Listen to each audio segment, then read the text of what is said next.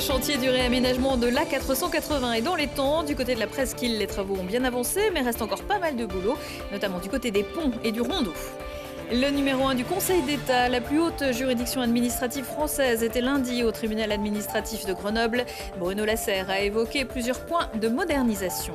Et puis, voir Rouen a désormais son restaurant bistronomique installé à côté des caves de Chartreuse. L'établissement Chavon occupe depuis quelques semaines la maison de maître 1000 pas. Bonsoir à tous, bienvenue dans ce JT du mardi 28 janvier 2020. Toutes les heures à partir de 18h, l'essentiel de l'actualité du Grand Grenoble en moins de 10 minutes.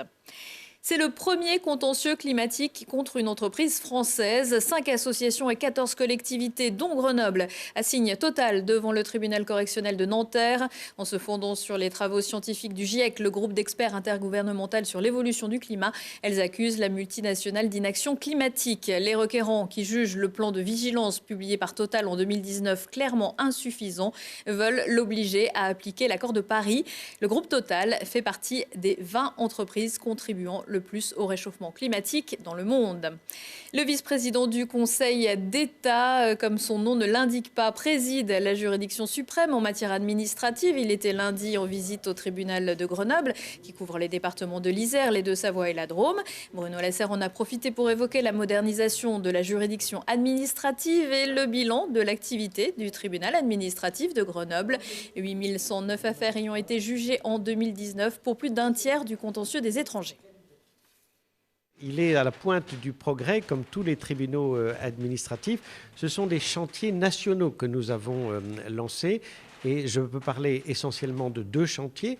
Le premier, c'est l'encouragement donné à la médiation préalable, c'est-à-dire faire en sorte que des affaires puissent se résoudre à l'amiable devant un médiateur plutôt que de saisir un juge. Et l'autre chantier sur lequel je voulais voir comment cela se passait à Grenoble, c'est le numérique et la dématérialisation qui est en route et de manière très dynamique ici à Grenoble. Les objectifs derrière ces 2 chantiers, c'est plus d'efficacité aussi, on imagine ? Plus d'efficacité, plus d'accessibilité aussi pour le justiciable. Et c'est aussi, face à une augmentation chaque année inexorable du nombre de requêtes, c'est concentrer le travail des magistrats sur les dossiers les plus complexes qui supposent l'intervention d'un juge. Alors, ces 2 réformes, elles vont lui permettre de mieux travailler, entre guillemets. On arrivait peut-être aux limites de ce tribunal ? Exactement, de mieux travailler plus efficacement et avec un lien de confiance encore plus fort avec les justiciables, les avocats et les administrations. En matière de contentieux de l'environnement, Grenoble est le premier tribunal administratif de France avec 1200 requêtes en 2019. Parmi les affaires importantes, les recours concernant les déclarations d'utilité publique du réaménagement de l'A480, recours rejetés en attente d'être jugés sur le fond. Et comme en matière administrative, les recours ne sont pas, sauf exception, suspensifs, les travaux se poursuivent pour transformer d'ici 2-3 ans cet axe majeur de la métropole grenobloise en 2 fois 3 voies. Le balai des engins de chantier et des différents corps de métier est parfaitement chorégraphié, comme l'a constaté Lilian Veillé. Après presque un an de chantier, les travaux d'aménagement de l'A480 sont dans les temps. Les élargissements pour passer de 2 à 3 voies dans le secteur du synchrotron et de la presqu'île sont quasiment terminés, mais il reste encore beaucoup à faire. Pour les années 2020-2021, nous allons continuer à travailler sur le viaduc de l'Isère, sur Vercors également. Si près de 350 personnes sont mobilisées chaque jour, la diversité des travaux et l'ampleur du chantier demandent du temps.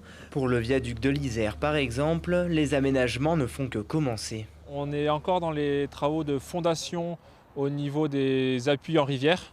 Donc on a tous les moyens fluviaux, avec les barges qui sont mobilisées actuellement pour faire les bâtards d'eau, pour battre les tubes dans l'Isère. Après, on va enchaîner sur les phases de génie civil avant de pouvoir poser la charpente des ouvrages cet été. Autre opération d'envergure, la construction d'un 2e pont à Catane, à côté du premier, pour permettre le passage à 3 voies. Ce qu'on voit ici, c'est une plateforme sur laquelle on va construire un nouveau pont qui sera ensuite poussé à l'été 2020, du 8 juin au 20 août 2020. Et ce pont sera poussé à son emplacement définitif par des engins de levage. Ces travaux nécessiteront donc l'arrêt du tram du 8 juin au 20 août 2020. Mais pour limiter la pollution sonore, les protections acoustiques vont être décuplées, comme à Mistral où l'écran acoustique est démoli pour construire un nouveau mur végétalisé de 8 mètres de haut. Avant aménagement de l'autoroute, il y avait 900 mètres de protection acoustique et après aménagement, il y aura 6 km, 6000 mètres de protection acoustique qui seront réalisés pour protéger les riverains de l'autoroute. C'est un chantier qui pour nous est très complexe parce qu'il y a peu de place pour le réaliser. Il faut également maintenir la circulation des 100 000 véhicules jour en permanence sur l'autoroute. Et pour voir la fin des travaux et l'ouverture de ces 7 km d'autoroute, il faudra attendre le premier semestre 2022. Des modifications de circulation et des fermetures nocturnes sont encore à prévoir. Cette semaine, par exemple, les bretelles d'accès et portions entre la bifurcation A480, 48 et Catane seront fermées à partir de 19h30. Ça ne concerne pas l'A481, mais l'Isère ne repassera pas aux 90 km/h. Le Premier ministre avait promis au département qu'il pourrait le faire, mais le président de la collectivité estime que les conditions imposées par la circulaire du 15 janvier sont trop restrictives. Pour Jean-Pierre Barbier, qui a toujours été opposé au passage à 80 km/h, aucune route départementale ne remplit l'ensemble des critères. La circulaire impose par exemple une voie de 10 km de long au moins, sans intersection ni arrêt de transport en commun, ou encore interdit le dépassement. L'Isère compte 4680 km de routes départementales, dont près de 3000 sont actuellement limitées à 80 km/h. Le guide Michelin 2020 se met à table. Les détails du dernier millésime ont été dévoilés lundi soir. Les inspecteurs du guide rouge restent séduits par l'étable iséroise, puisque Christophe Haribert, pour la maison éponyme, conserve ses 2 étoiles. L'établissement d'Uriage s'enrichit même d'un picto-vert pour sa gastronomie durable, pour sa mise en avant des produits locaux et sa manière éthique et éco-responsable de travailler. Et puis toujours une étoile pour Jérémy Isarn à la Tour des Sons à Tencin, Guillaume Montjuré au Palais Grillé à Villard-de-Lans et le petit Polyte du Chalet Mounier aux Deux Alpes, désormais sous la houlette de Tanguy Ratier et Émilie Paris après le départ de Mathieu Egarty. Des étoiles que le restaurant Chavant à Voiron rêve aussi d'accrocher un jour à son firmament. En 2017, la ville lançait un appel d'offres pour cette maison de maître à l'entrée de la commune. Le projet de Charles-Henri et Gaëtane Ducré, déjà propriétaires de plusieurs établissements dans l'agglomération grenobloise, l'emportait haut la main. Leur établissement a ouvert ses portes début novembre. Lilian Veillet l'a visité. On part à la 4, on termine la 4. Au restaurant Chavant à Voiron, Une poitrine et 3 dorades. on ne s'arrête pas.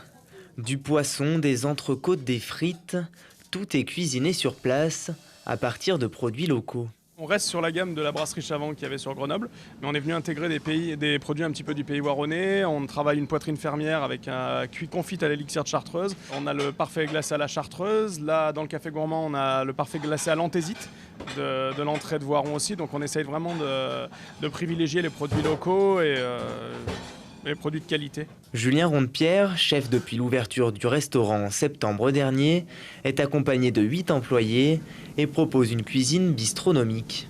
Alors bistronomique, on n'est pas sur vraiment du restaurant gastronomique pur. On a un joli service en salle, des belles assiettes présentées et on n'a pas de produits haut de gamme entre guillemets. On est vraiment sur des produits de qualité de la région.